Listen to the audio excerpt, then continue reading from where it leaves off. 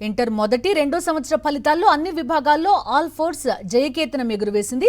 Senior inter ఎంపీసీలో ఇద్దరు విద్యార్థులకు 996 marks రాగా 15 మందికి 995కు పైగా మార్కులు, 202 మంది విద్యార్థులకు 990కి పైగా మార్కులు వచ్చాయి. జూనియర్ ఇంటర్లో ఒక విద్యార్థికి 469 మార్క్స్ వచ్చాయి.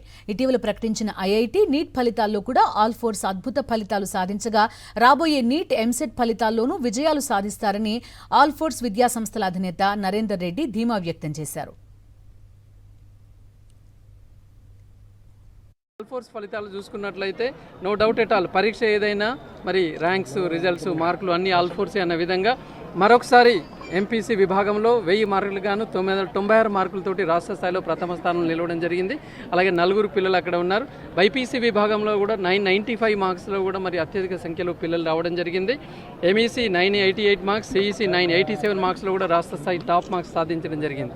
అలాగే ఫస్ట్ ఇయర్లో మరి మొట్టమొదటిసారిగా ఆల్ ఫోర్స్ గత రికార్డులను బ్రేక్ చేస్తూ ఎంపీసీ విభాగంలో 469 మార్కుల మీద 4 పిల్లలు, అలాగే బైపీసీ విభాగంలో 439 మార్కుల పైన 4 పిల్లలు, అలాగే ఈవెన్ ఫస్ట్ ఇయర్ ఎంఈసీ, సిఈసీలో కూడా 494 మార్కులు, 93 మార్కులతోటి ప్రభంజనం సృష్టించింది.